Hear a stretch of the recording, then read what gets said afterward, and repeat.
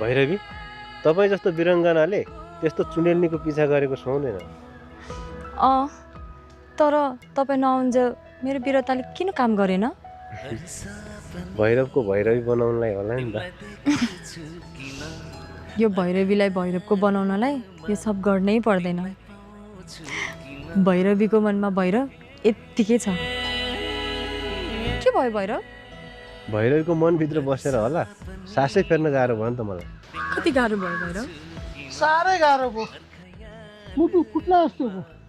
अय्या अय्या बचाऊ बचाऊ। के भयो दाजु? उठ्नु।